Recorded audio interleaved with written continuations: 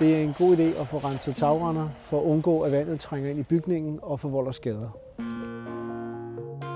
Vi kan rense tagrender op til 5. sals højde, uden brug af lift eller stillads, fordi vi står nede på jorden og renser derfra og op i tagrender.